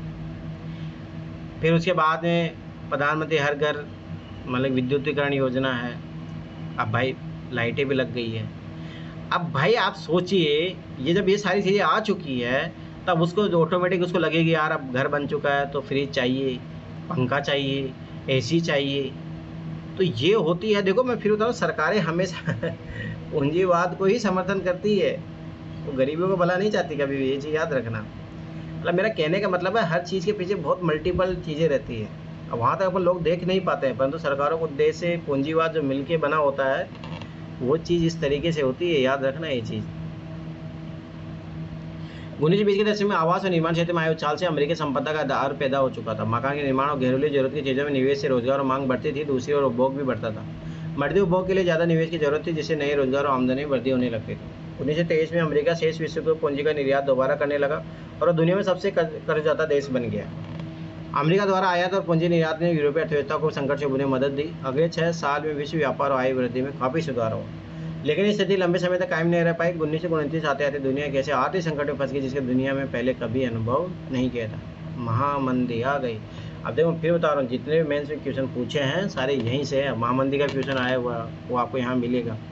महामंदी दौरान एक अप्रवासी खेत मजदूर का बेघर और भूखा परिवार, सोचो क्या हालात है इनकी। ये चित्र लेने वाली डोरथी लैंग ने इसी भूखी माँ के साथ अपनी मुलाकात के क्षणों को याद करते हुए बहुत साल बाद कहा था, मैंने इस भूखी लाचार औरत को देखा, मानो किसी चुंबक से खींची में इसकी ओर बढ़ती चली गई। मैंने न तो उसका नाम पूछा, न उसका अतीत के बारे में सवाल किया। उसने मुझे अपनी उम्र बताई। उसने कहा कि उसकी उम्र 35 साल है। उसने कहा कि वे लोग यानी माँ और उसके साथ बच्चे आसपास के खेतों में जाड़ों से जमी पड़ी सब्जियों और उन परिंदों के सारे जिंदा है जिन्हें उसके बच्चे मार लाते हैं। अब देखो, ये याद रखना, यहाँ पे देखो 7-7 बच्चे। ऐसा नहीं, भारत में ये कल्चर रहा है। तो ये हमेशा याद रखना कि जो विकासशील देश होते हैं, अलग विकसित देश होते हैं, वहाँ ये होता है। जैसे जैसे विकसित होते जाते हैं ऑटोमेटिक बर्थ रेट कम होते जाता है। वो वहाँ बैठी थी, अपने बच्चों को चिपटाए, शायद उसे लगता था कि मेरी तस्वीर उसकी कोई मदद कर सकती थी, इसलिए मेरी मदद कर दी, इसलिए उसने मेरी मदद कर दी। महामंदी, आर्थिक महामंदी की शुरुआत 1929 से हुई और ये संकट 30 के दशक के मध्य तक बना रहा। इस दौरान दुनिया के ज़्यादातर हिस्सों के उत्पादन, रोजगार और आय और व्यापार में भयानक गिरावट दर्ज की गई। इस मंदी का समय और असर सब देशों में एक जैसा नहीं था, लेकिन आमतौर पर ऐसा माना जा सकता है कि कृषि क्षेत्र और समुदाय पर इसका सबसे बुरा असर पड़ा। ऐसा इसीलिए हुआ था क्योंकि औद्योगिक उत्पादों की तुलना में खेती उत्पादों की कीमतों में ज़्यादा भारी और ज़्यादा समय तक कमी बनी रही। इस महामंदी के कई कारण थे। यहाँ हम पहले ही देख चुके हैं कि युद्धोत्तर विश्व अर्थव्यवस्था कितनी कमज़ोर थी। पहला कारण यह था कि कृषि क्षेत्र में अति उत्पादन की समस्या बनी हुई थी। कृषि उत्पादों की गिरती कीमतों के कारण स्थिति और ख़राब हो गई थी। कीमतें गिरी और किसानों की आय घटने लगी तो आमदनी के बढ़ाने के लिए किसान उत्पादन बढ़ाने का प्रयास करने लगे ताकि कम कीमत पर ही सही लेकिन ज़्यादा माल पैदा करे और अपना आय स्तर बनाए रख सके। फलस्वरूप बाजार में कृषि उत्पादों की आमाद और भी बढ़ गई, सप्लाई ज़्यादा बढ़ी, अब समय बाद डिमांड कम है तो क्या होगा, प्राइस गिरेंगे, जाहिर है कीमतें नीचे हो चली गई। खरीदारों का भाव में कृषि उपज पड़ी सड़ने लगी। अब ये और जाकर चीज़ें दिक्कत करेगी। बेरोजगारी लाभ के लिए कतार में खड़े लोग, आप देखो ये चीज़ याद रखना, 1938 में वहाँ पे बेरोजगारी लाभ दिया जा रहा है। अभी देखो, अभी थोड़ा बहुत आप नोटिस करते हो तो देखा करो, चुनावों में जो राज्य के चुनाव होते हैं, जैसे राजस्थान सरकार ने भाई बेरोजगारी भत्ता 3500, 5000, इसे पता लगता है कि भाई देश के हालात कितने ख़राब है। ये भत्ता क्यों देना पड़ रहा है, क्योंकि आप सरकार रोजगार नहीं दे पा रही है। और अपन समझते हैं यार बल्ले बल्ले मज़ा हो गया 5000 देके, भाई आप समझिए सरकार अच्छे से काम नहीं कर रही है। सोचो जब ये वहाँ की आर्थिक महामंदी में चीज़ें दी जा रही है तो ये अभी अगर भारत में दिया जा रहा है, इसका मतलब सीधे से मतलब है कि रोजगार नहीं है भारत में, अभी सरकार रोजगार देने में असमर्थ है। सोजन ने Library of Congress Prints and Photograph Division, जब एक बेरोजगारी जनगणना से पता चला कि देश में 1 करोड़ से ज़्यादा लोगों के पास कोई काम नहीं है, तो अमेरिका में बहुत सारे राज्यों में स्थानीय प्रशासन की ओर से बेरोजगारी छोटे छोटे भत्ते दिए जाने लगे। लंबी कतारें महामंदी के साल में गरीबी और बेरोजगारी बढ़ती गई। इसे देखो साफ पता लगता है। और अभी देखना हर राज्य में ये काम चल रहा है। अब देखो, अब ये कारण जो आर्थिक मंदी कारण, ये डायरेक्ट मेंस का क्वेश्चन आया हुआ है। दूसरा कारण क्या था, 1920 के दशक के मध्य में बहुत सारे देशों ने अमेरिका से कर्ज लेकर अपनी निवेश संबंधी जरूरतों को पूरा किया था। जब हालात अच्छे थे तो अमेरिका से कर्जा जुटाना बहुत आसान था, लेकिन संकट का संकेत मिलते ही अमेरिकी उद्यमियों के होश उड़ गए। 1928 के पहले 6 माह तक विदेशों में अमेरिका का कर्जा $1 करोड़ था। साल भर के भीतर ये कर्जा घटकर केवल 1/4 रह गया। तो देश के अमेरिकी कर्जे पर ज़्यादा निर्भर थे, उनके सामने गहरा संकट खड़ा हुआ। भले ही सब देशों में जैसा प्रभाव ना पड़ा हो, लेकिन अमेरिका पूंजी के लौट जाने से पूरी दुनिया पर असर जरूर पड़ा। यूरोप में कई बड़े बैंक धराशायी हो गए, कई देशों की मुद्रा की कीमतें बहुत बुरी तरह से गिर गई। इस झटके से ब्रिटिश पाउंड भी नहीं बच पाया। लैटिन अमेरिका और अन्य स्थानों पर कृषि में कच्चे मालों की कीमतें तेजी से लुढ़कने लगी। अमेरिका सरकार इस महामंदी से अपनी अर्थव्यवस्था को बचाने के लिए आयातित पदार्थों पर 2 गुना सीमा शुल्क वसूल करने लगी ताकि चीज़ों का दाम बना रहे। इस फैसले ने विश्व व्यापार की कमर ही तोड़ दी। अब समझ बात है, जो अमेरिका के भरोसे वजह से अभी भारत है, भारत में टैरिफ लगाया गया, तो ये वही तरीका है। तो समझ की बात है, भारतीय अर्थव्यवस्था तो खराब होगी। इसीलिए भाई जीएसटी रिफॉर्म जो है इसीलिए किया गया, सरकार को मजबूरी में करना पड़ा है ये चीज़। मैं फिर बता रहा हूँ, देखो यहाँ पे भी जो सरकार है दिखा रही है हम जनता का भला करना चाह रहे हैं। नो भाई, वो भला पूंजीपतियों को करना चाह रहे हैं, क्योंकि नुकसान उन्हीं को होने वाला था जो अमेरिका में जो टैरिफ लगाए थे। पर सरकार अपने आप को क्या ऐसे चली दिखाएगी, हाँ मैं उनको बचाने के लिए कर रहे। नो, हाँ देखो हम जनता के लिए कितना हितैषी हो गए हैं। जी हमेशा याद रखना। औद्योगिक देशों में भी मंदी का सबसे बुरा असर अमेरिका को ही झेलना पड़ा। कीमतों में कमी और मंदी की आशंका को देखते हुए अमेरिका बैंकों ने घरेलू कर्जे देना बंद कर दिए। जो कर्जे दिए जा चुके थे उनकी वसूली तेजी कर दी गई। किसान उपज नहीं बेच पा रहे थे, परिवार तबाह हो गए, कारोबार ठप पड़ गए। आमदनी में गिरावट आने पर अमेरिका के बहुत सारे परिवार कर्जे चुकाने में नाकामयाब हो गए, जिसके चलते उनके मकान, कार और सारी जरूरती चीज़ें कुर्क कर ली गई। 20 के दशक में उपभोक्तावादी संपन्नता दिखाई दे रही थी, वह धूल के गुब्बार की तरह रातों रात काफूर हो गई थी। बेरोजगारी बढ़ी तो लोग काम की तलाश में दूर दूर तक जाने लगे। आखिरकार अमेरिका बैंकिंग व्यवस्था भी धराशायी हो गई। निवेश से अपेक्षित लाभ न पा सकने, कर्ज वसूल न कर पाने और जमाकर्ताओं की जमा पूंजी न लौटा पाने के कारण हजारों बैंक दिवालिया हो गए और बंद कर दिए गए। इस परिघटना से जुड़े आंकड़े संकेत सख्ते में डाल देने वाले हैं। 1933 से 4000 से ज़्यादा बैंक बंद हो चुके थे और 1929 से 32 के बीच तकरीबन 1,10,000 कंपनियां चौपट हो चुकी थी। सोचो कितना बड़ा आर्थिक मंदी थी वो। यद्यपि 1935 तक ज़्यादातर औद्योगिक देशों में आर्थिक संकट जो बनने के संकेत दिखाई देने लगे थे, लेकिन समाज और अंतर्राष्ट्रीय संबंधों, राजनीति तथा लोगों के दिलो दिमाग पर उसके छाप जो पड़ी वो जल्दी मिटने वाली नहीं थी। अब सोचो फिर भी लोग जो है फिर युद्ध से दोबारा फिर युद्ध करते हैं लोग। भारत और महामंदी, यदि हम इस बात पर ध्यान दें कि महामंदी से भारत पर क्या असर पड़ा, तो इस बात को अच्छी तरह समझ सकते हैं कि 20वीं सदी की शुरुआत तक वैश्विक अर्थव्यवस्था कितनी एकीकृत हो चुकी थी। दुनिया के एक हिस्से में पैदा होने वाले संकट की कंपाहट बाकी हिस्से तक भी पहुंच जाती थी और इससे दुनिया भर में लोगों की ज़िंदगी, अर्थव्यवस्था और समाज में प्रभावित हो उठते थे। जैसे कि आप पीछे देख चुके हैं, औपनिवेशिक भारत कृषि वस्तुओं का निर्यातक और तैयार मालों का आयातक बन चुका था। महामंदी ने भारतीय व्यापार को फौरन प्रभावित किया। 1928 से 34 के बीच देश के आयात निर्यात घटकर लगभग आधे रह गए थे। जब अंतर्राष्ट्रीय बाजार में कीमतें गिरने लगी तो यहाँ भी कीमतें नीचे आ गई। 28 से 34 के बीच भारत में गेहूं की कीमत 50% गिर गई। शहरी निवासी मुकाबले किसानों का काश्तकारों को ज़्यादा नुकसान हुआ। यद्यपि कृषि उत्पादकों की कीमत तेजी से नीचे गिरी थी, लेकिन सरकार ने लगान वसूली में छूट देने से साफ इनकार कर दिया। सबसे बुरी मार उन काश्तकारों पड़ी जो विश्व बाजार के लिए उपज पैदा कर रहे थे। अब देखो थोड़ा ध्यान से समझिए, 1928 में बारदोली सत्याग्रह होता है। देखो क्यों, कारण वहाँ पे क्या होता है, कर नहीं कम कर रहे थे। उसके बाद में 1935 के समथिंग ये एक किसान सभा बनती है बहुत बड़े लेवल पे। तो सोचो ये चीज़ें क्यों हो रही है, तो ये वैश्विक प्रभाव याद रखना माइंड में। क्या 1936 में किसान सभा, हाँ 1936 के आसपास, मतलब तो उस टाइम का मतलब वो वैश्विक अर्थव्यवस्था पर जो प्रभाव पड़ा उसका सीधा सीधा प्रभाव है ना वो। बंगाल जूट पटसन उत्पादों को देखिए, वे कच्चा पटसन उगाते थे जिस कारखानों में टाट की बोरियां बनाई जाती थी। अब देखो यूपीएससी ने पीटी में क्वेश्चन पूछा, थोड़ा बहुत भी आइडिया होता तो आप ये क्वेश्चन सोल्व कर लेते। पीटी में 2012-13 का क्वेश्चन है।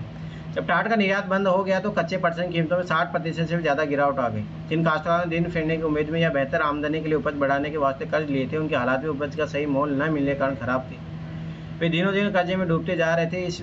इस विपत्ति को ध्यान में रखकर बंगाल के कवि ने लिखा था, चलो भाइयों नगद की उम्मीद में और ज़्यादा पटसन तुम उगाओ, लागतें और कर्जे में पिसकर ना उम्मीदी पाओ, सारी पूंजी लगा फंसाकर फसल खड़ी कर आ जाओ, घर पर बैठे बनिए दंगे 5 रुपये मन का भाव। इससे पता लगता है कि आप कितना भी कर लीजिए आपको दाम उतना ही मिलने वाला है, आप डिसाइड नहीं कर पाओगे। पूरे देश में काश्तकार पहले से ज़्यादा कर्ज में डूब गए। खर्च पूरा करने के चक्कर में उनकी बचत खत्म हो चुकी थी। ज़मीन सूदखोरों के पास गिरवी पड़ी थी। घर में जो भी गहने जेवर थे बिक चुके थे। मंदी के इन्हीं सालों में भारत कीमती धातुओं खासतौर से सोने का निर्यात करने लगा। प्रसिद्ध अर्थशास्त्री किन्स का मानना था कि भारतीय सोने के निर्यात से वैश्विक अर्थव्यवस्था को पुनर्जीवित करने में काफ़ी मदद मिली। सोच लो, इस निर्यात में ब्रिटेन के आर्थिक दशा सुधारने में नीचे ही मदद थी, लेकिन भारतीय किसानों को कोई लाभ नहीं हुआ। 1931 में मंदी अपने चरम पर थी और ग्रामीण भारतीय असंतोष उथल पुथल के दौर से गुजर रहा था। उसी समय महात्मा गांधी ने सविनय अवज्ञा आंदोलन भी शुरू किया था। सिविल नापरवानी, याद रखना राजद्रोह वाला जो क्या क्वेश्चन आया था। यह मंदी शहरी भारत के लिए इतनी दुखदायी नहीं रही। कीमतें गिरते जाने के बावजूद शहरों में रहने वाले ऐसे लोगों की हालत ठीक रही जिनकी आय निश्चित थी। जैसे शहरों में रहने वाले जमींदार, उन्हें अपनी जमीन पर बंधा बंधाया भाड़ा मिलता था, या मध्यवर्गीय वेतनभोगी कर्मचारी। राष्ट्रवादी खेमे के दबाव में औद्योगिक रक्षा के लिए सीमा शुल्क बढ़ा दिए गए थे, जिससे औद्योगिक क्षेत्र में निवेश में भी तेजी आई। विश्व अर्थव्यवस्था का पुनर्निर्माण और युद्धोत्तर काल। अब सेकेंड वर्ल्ड वॉर तक काल तक सोचो। रूस पर हमला करती जर्मन टुकड़ियाँ। जुलाई 1940 रूस पर हिटलर का हमला युद्ध में एक निर्णय। अरे याद रखना कि है ना, हिटलर कभी हारता नहीं अगर ये रूस पे युद्ध नहीं करता तो। ये सबसे बड़ी गलती थी उसकी, नहीं तो हारने वाला नहीं था वो बंदा भाई। पहला विश्व युद्ध खत्म होने केवल 2 दशक बाद दूसरा विश्व युद्ध शुरू हो गया था। यह युद्ध भी 2 बड़े खेमों के बीच था। एक गुट में दूरी शक्ति थी, मुख्य रूप से नाज़ी जर्मनी था, जापान तो इटली था। दूसरी खेमा मित्र राष्ट्र ब्रिटेन, सोवियत संघ, फ्रांस और अमेरिका के नाम से जाना जाता था। 6 साल तक चला युद्ध। जमीन, हवा, पानी में असंख्य मोर्चों पर लड़ा गया। इस युद्ध में मौत और तबाही की कोई हद बाकी नहीं बची थी। माना जाता है कि जंग के कारण प्रत्यक्ष या अप्रत्यक्ष रूप से करीब 6 करोड़ लोग मारे गए। सोचो, ये 1939 वैश्विक जनसंख्या के लगभग 3% करोड़ लोग घायल हुए थे। अगर युद्ध के मोर्चे पर मरने वालों की संख्या ज़्यादा होती थी। इस युद्ध में ऐसे लोग ज़्यादा मरे जो किसी मोर्चे पर लड़ ही नहीं रहे थे। यूरोप और एशिया के विशाल भूभाग तबाह हुए। कई शहर हवाई बमबारी, लगातार गोलीबारी के कारण मिट्टी में मिल गए। इस युद्ध ने बेहिसाब आर्थिक और सामाजिक तबाही को जन्म दिया। ऐसे हालात में पुनर्निर्माण का काम कठिन और लंबा साबित होने वाला था। युद्धोत्तर काल में पुनर्निर्माण का काम 2 बड़े प्रभावों के सवाए में आगे बढ़ा। पश्चिमी विश्व में अमेरिका आर्थिक, राजनीतिक और सैनिक दृष्टि से एक वर्चस्वशाली ताकत बन चुका था। दूसरी सोवियत संघ भी एक वर्चस्वशाली शक्ति के रूप में सामने आया। नाज़ी जर्मनी को हराने के लिए सोवियत संघ की जनता ने भारी कुर्बानियां दी थी। जिस समय पूंजीवादी दुनिया महामंदी से जूझ रही थी, उसी दौरान सोवियत संघ के लोगों ने अपने देश के एक पिछड़े खींचे देश की जगह विश्व शक्ति की हैसियत में ला खड़ा किया था। याद रखना, इसीलिए तो भारतीय जो राजनेता थे वो यहाँ से प्रभावित होते हैं, पंचवर्षीय योजना लेते हैं यहाँ पे, और पूरा विश्व सीखता है वहाँ से, धीरे धीरे समाजवाद के जो है वैल्यू अपने अंदर अपनाता है। युद्धोत्तर बंदोबस्त और ब्रिटेन वुड्स संस्थाएं, ये भी पीटी में क्वेश्चन पूछा हुआ है। 2 महायुद्धों के बीच मिले आर्थिक अनुभवों से अर्थशास्त्रियों और राजनीतिकों ने 2 अहम सबक निकाले। पहला, भारत उत्पादन पर आधारित किसी औद्योगिक समाज को व्यापक उपभोग के बिना कायम नहीं रखा जा सकता। इसका मतलब कंजम्पशन भी जरूरी है, उस आधार पर बनाओ, लेकिन व्यापक उपभोग को बनाए रखने के लिए आवश्यकता है कि आमदनी काफ़ी ज़्यादा और स्थिर हो। यदि रोजगार अस्थिर होंगे तो आय स्थिर नहीं हो सकती। स्थिर आय के लिए पूर्ण रोजगार भी जरूरी था, लेकिन बाजार पूर्ण रोजगार की गारंटी नहीं दे सकता। कीमत, उपज और रोजगार में आने वाले उतार चढ़ाव को नियंत्रित करने के लिए सरकार का दखल जरूरी था। आर्थिक स्थिरता केवल सरकारी स्तर के जरिए सुनिश्चित की जा सकती थी। यहाँ से कंट्रोल, पूंजीवाद में भी कंट्रोल इकोनॉमी की बात आती है। ब्रिटेन वुड्स, अमेरिका स्थित माउंट वाशिंगटन होटल, यहाँ वह स्थान जहाँ ब्रिटेन वुड्स का ऐतिहासिक सम्मेलन आयोजित किया गया था। यहाँ से IMF और आपका WTO निकला था। दूसरा सबक बाहरी दुनिया के साथ आर्थिक संबंधों के बारे में था। पूर्ण रोजगार का लक्ष्य केवल तभी हासिल किया जा सकता है जब सरकार के पास वस्तुओं, पूंजी और श्रम की आवाजाही को नियंत्रित करने की ताकत उपलब्ध हो। इसीलिए अब पूंजी पर नियंत्रण करने के लिए क्या बनेगा? RBI। संक्षेप में, युद्धोत्तर अंतर्राष्ट्रीय आर्थिक परिदृश्य का मुख्य उद्देश्य यह था कि औद्योगिक विश्व में आर्थिक स्थिरता, पूर्ण रोजगार बनाए रखा जाए। इस फ्रेमवर्क पर जुलाई 1944 में अमेरिका स्थित न्यू हैम्पशायर के ब्रिटेन वुड्स नामक स्थान पर संयुक्त राष्ट्र मौद्रिक एवं वित्तीय सम्मेलन में सहमति बनी। सदस्य देशों के विदेशी व्यापार में लाभ और घाटे से निपटने के लिए ब्रिटेन वुड्स में सम्मेलन में अंतर्राष्ट्रीय मुद्रा कोष की स्थापना की गई, मतलब IMF की।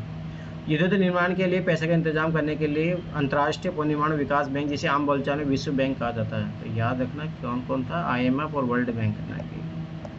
WTO नहीं, वर्ल्ड बैंक था। WTO तो 1995 में जाके बनता है। इसी वजह से विश्व बैंक और IMF को ब्रिटेन वुड्स संस्था, Bretton Woods twin, Bretton Woods की जुड़वा संतानें भी कहा जाता है। ये बहुत बार क्वेश्चन पूछा जाता है PCS में। इसी आधार पर युद्धोत्तर अंतर्राष्ट्रीय आर्थिक व्यवस्था को अक्सर ब्रिटेन वुड्स व्यवस्था भी कहा जाता है। विश्व बैंक और IMF ने 1947 में औपचारिक रूप से काम करना शुरू किया। इन संस्थाओं की निर्णय प्रक्रिया पर पश्चिमी औद्योगिक देशों का नियंत्रण रहता है और आज भी है। अमेरिका विश्व बैंक और IMF के किसी भी फैसले को वीटो कर सकता है। यही कारण है जो भाई ये लोग है ना, इसीलिए भारत ब्रिक्स ये क्यों बना रहा है, बैंक अलग से क्यों बना रहा है, इसका कारण ये है। एशियन बैंक क्यों बना रहा है, ये है क्योंकि इनका प्रभुत्व तो पश्चिम का है, तो वो अपने फायदे के अनुसार काम यूज लेते हैं। वीटो निषेधाधिकारी से अधिकार के सारे एक ही सदस्य की असहमति किसी प्रस्ताव को खारिज करने का आधार बन जाता है। देखिए कितनी गलत चीज़ें हैं। अंतर्राष्ट्रीय मौद्रिक व्यवस्था राष्ट्रीय मुद्रा और मौद्रिक व्यवस्था को एक दूसरे से जोड़ने वाली व्यवस्था है। ब्रिटेन वुड्स व्यवस्था निश्चित विनिमय दरों पर आधारित होती थी। इस व्यवस्था में राष्ट्रीय मुद्रा जैसे भारतीय मुद्रा, रुपये, डॉलर के साथ एक निश्चित विनिमय दरों से बंधा हुआ था। $1 के बदले में कितने रुपए देने होंगे स्थिर रहता था। डॉलर का मूल्य भी सोने से बंधा हुआ था। $1 की कीमत 35 औंस सोने के बराबर निर्धारित की गई थी। तो याद रखना ये चीज़, ये इकोनॉमिक क्वेश्चन पूछा गया है। प्रारंभिक युद्धोत्तर वर्ष ब्रिटेन वुड्स व्यवस्था ने पश्चिमी औद्योगिक राष्ट्रों जापान के लिए व्यापार तथा आय में वृद्धि के अप्रतिम युग का सूत्रपात किया। 1950 से 70 के बीच विश्व व्यापार की विकास दर सालाना 8% से भी ज़्यादा रही। इस दौरान वैश्विक आय में लगभग 5% की दर से वृद्धि हो रही थी। विकास दर भी कमोबेश स्थिर ही थी, इसमें ज़्यादा उतार चढ़ाव नहीं आए। इस दौरान ज़्यादातर समय अधिकांश औद्योगिक देशों में बेरोजगारी औसतन 5% से भी कम ही रही। इन दशकों में तकनीकी और उद्यम की विश्वव्यापी प्रसार हुआ और विकासशील देश विकसित औद्योगिक देशों के बराबर पहुंचने की जी तोड़ कोशिश कर रहे थे। इसलिए उन्होंने आधुनिक तकनीक से चलने वाले संयंत्रों और उपकरणों के आयात और बेसवा पूंजी का निवेश किया। एक साथ बहुत सारे देशों में व्यवसाय करने वाली कंपनियों को बहुराष्ट्रीय निगम, याद रखना यूपीएससी ये भी मेंस में क्वेश्चन पूछा है। NCERT ऐसे इंपॉर्टेंट नहीं है। मल्टीनेशनल कॉर्पोरेशन एमएनसी या बहुराष्ट्रीय कंपनी कहा जाता है। शुरुआती बहुराष्ट्रीय कंपनी की स्थापना 1920 के दशक में की गई थी। 50 और 60 के दशक में जब अमेरिका व्यवसाय दुनिया भर में फैलते जा रहे थे और पश्चिमी यूरोप में जापान भी विश्व युद्ध के प्रभाव से बाहर निकलते हुए शक्तिशाली औद्योगिक राष्ट्र बनने के अग्रसर थे, उस समय ऐसी बहुत सारी नई कंपनियां सामने आई। बहुराष्ट्रीय कंपनी को विश्वव्यापी प्रसार 50 और 60 के दशक की एक विशेषता था। इसके पीछे आर्थिक रूप से इस बात का भी हाथ था कि ज़्यादातर सरकारें बाहर से आने वाली चीज़ों पर भारी आयात शुल्क वसूल करती थी, जिसके कारण बड़ी कंपनियों को अपने संयंत्र उन्हीं देशों में लगाने पड़ते थे जहाँ वे अपने उत्पादों से बेचना चाहती थी। उन्हें घरेलू उत्पादकों के रूप में काम करना पड़ता था। नए शब्द आयात शुल्क, ये भी पीटी में क्वेश्चन पूछा। किसी देश से आने वाली चीज़ों पर वसूल किया जाने वाला शुल्क, यह कर या शुल्क उसी जगह लिया जाता है जहाँ से चीज़ें देश में आती है, यानी सीमा पर या बंदरगाह पर या हवाई अड्डे पर। याद रखना ये चीज़।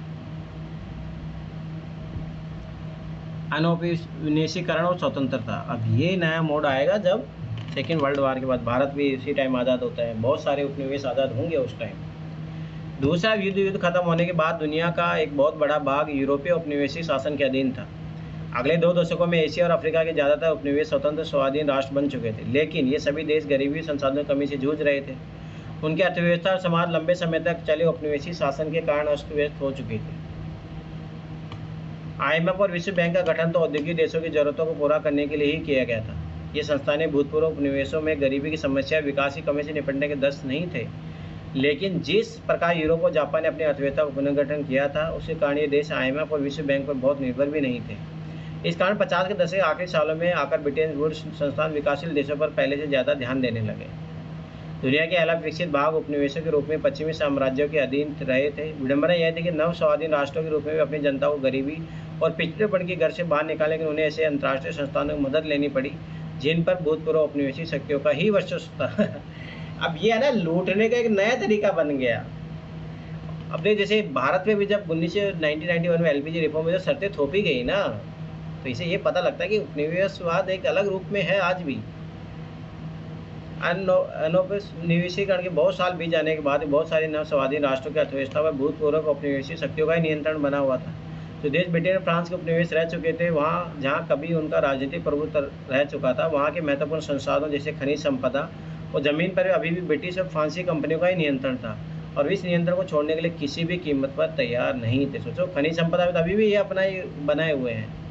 कई बार अमेरिका जैसे अन्य शक्तिशाली देशों की बहुराष्ट्रीय कंपनियां विकासशील देशों के प्राकृतिक संसाधनों को बहुत कम कीमत पर दोहन करने लगती थी। दूसरी ओर ज़्यादातर विकासशील देशों को 50 और 60 के दशक में पश्चिमी अर्थव्यवस्था की तेज प्रगति से कोई लाभ नहीं हुआ। इस समस्या को देखते हुए एक नई अंतर्राष्ट्रीय आर्थिक प्रणाली, new international economic order neo के लिए आवाज़ उठाई और समूह G77 के रूप में संगठित हो गए।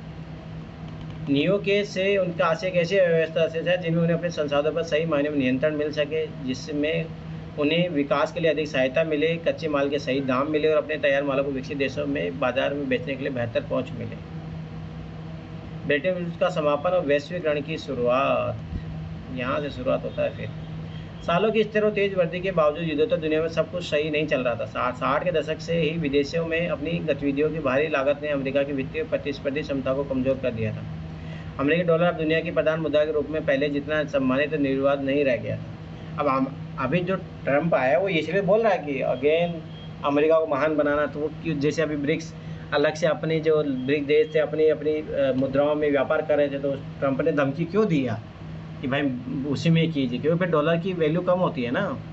सोने की तुलना में डॉलर की कीमत गिरने लगी, अतः स्थिर विनिमय दर की व्यवस्था विफल हो गई और प्रवाही या अस्थिर विनिमय दर की व्यवस्था का शुरुआत की गई। 70 के दशक में मध्य से अंतर्राष्ट्रीय वित्तीय संस्थानों में भी भारी बदलाव आ चुके थे। अब तो विकासशील देश कर्जे और विकास संबंधी सहायता के लिए अंतर्राष्ट्रीय संस्थानों की शरण ले सकते थे, लेकिन अब उन्हें पश्चिम के व्यवसायिक बैंकों, निजी ऋणदाता संस्थाओं से कर्ज न लेने के लिए बाध्य किया जाने लगा। विकासशील विश्व में समय समय पर कर्ज संकट पैदा होने लगे, जिसके कारण आय में गिरावट आती और गरीबी बढ़ने लगती। अफ्रीका और लैटिन अमेरिका में समस्या सबसे ज़्यादा दिखाई दी। औद्योगिक विश्व भी बेरोजगारी समस्या से फंसने लगा। 70 के दशक के मध्य से बेरोजगारी बढ़ने लगी। 90 के दशक के प्रारंभिक वर्षों तक वहाँ काफ़ी बेरोजगारी रही। 70 के दशक के आखिरी सालों में बहुराष्ट्रीय कंपनियां भी एशिया के ऐसे देशों में उत्पादन केंद्रित करने लगी जहाँ वेतन कम थे। अब तो आज भी यही रहता है, लेबर कॉस्ट कम आए। चीन 1949 की क्रांति के बाद विश्व अर्थव्यवस्था अलग ही था, परंतु चीन में नई आर्थिक नीति और सोवियत खमे के बिखराव तथा पूरी यूरोप में सोवियत शैली की व्यवस्था समाप्त हो जाने के पश्चात बहुत सारे देश दोबारा विश्व अर्थव्यवस्था के अंग बन गए। चीन जैसे देशों ने वेतन तुलनात्मक रूप से कम थे, फलस्वरूप विश्व बाजारों पर अपना प्रभुत्व कायम करने के लिए प्रतिस्पर्धी कर रही विदेशी बहुराष्ट्रीय कंपनियों ने वहां जमकर निवेश करना शुरू कर दिया। यही कारण है चीन जो आगे निकला। क्या आपने इस बात पर ध्यान दिया कि हमारे ज़्यादातर टेलीविजन, मोबाइल फ़ोन और खिलौने चीन में बने होते हैं, वहाँ के जैसे ही लगते हैं। ये चीनी अर्थव्यवस्था की अलग लागत अर्थव्यवस्था खासतौर से वहाँ के कम वेतनों का नतीजा है। उद्योगों कम वेतन वाले देशों में ले जाने से वैश्विक व्यापार और पूंजी प्रभाव पर भी असर पड़ा। पिछले 2 दशकों में भारत, चीन और ब्राजील आदि देशों की अर्थव्यवस्था में आए भारी बदलाव के कारण दुनिया का आर्थिक भूगोल पूरी तरह से बदल चुका था। नए शब्द विनिमय दर, ये भी यूपीएससी ने क्वेश्चन पूछा पीटी में। इस व्यवस्था के जरिए अंतर्राष्ट्रीय व्यापार की सुविधा के लिए विभिन्न देशों की राष्ट्रीय मुद्राओं को एक दूसरे से जोड़ा जाता है। मोटे तौर पर विनिमय दर 2 प्रकार की होती है, स्थिर विनिमय दर और परिवर्तनशील विनिमय दर। याद रखना, 2 या 3 बार क्वेश्चन पूछा गया है ये।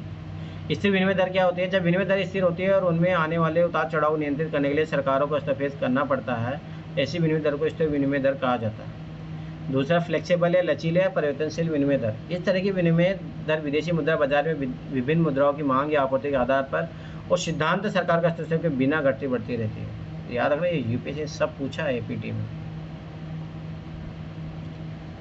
तो ये अच्छा खासा चैप्टर था आपके लिए, मॉडर्न हिस्ट्री के लिए भी इम्पोर्टेंट है, याद रखना। ठीक है, पीटी के लिए कितने सारे क्वेश्चन पीटी में भी आए डायरेक्ट। ठीक है, तो ये चीज़ याद रखना। वो किस प्रकार मदद की बताइए, पूर्व आधुनिक विश्व में बीमारी की वैसी प्रश्न नहीं, ये कोई काम का क्वेश्चन नहीं है। पाते थे सब महामंदी का प्रभाव। हाँ,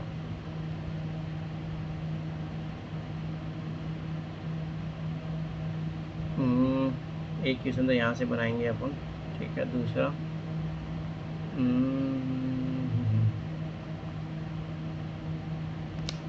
एक क्वेश्चन ये बन जाएगा। तो पहला क्वेश्चन यही है, महामंदी के महामंदी के कारणों की व्याख्या करें, तो इसको जोड़ लो, तथा भारतीय अर्थव्यवस्था पर महामंदी का प्रभाव का उल्लेख करिए। समझ में आया? तो एक ही क्वेश्चन है। ठीक है, तो ये चीज़ याद रखो, महामंदी के कारणों का व्याख्या करें, कारण बताने थे आपको।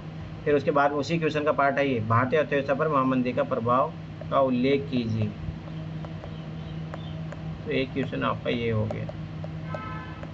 ठीक है, दूसरा क्वेश्चन आपको थोड़ा अच्छे से बना के देता हूँ। तो देखो, अपन इसमें वो सब कुछ सारी चीज़ें पढ़ा।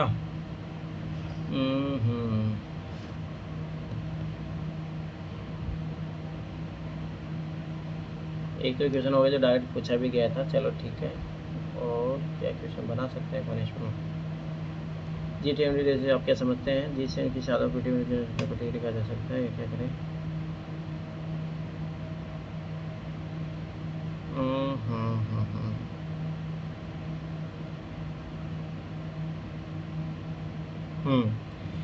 नव उपनिवेशवाद,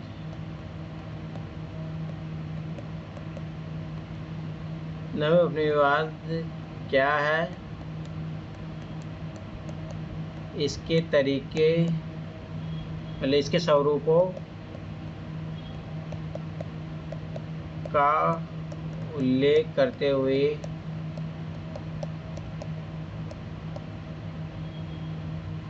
इसके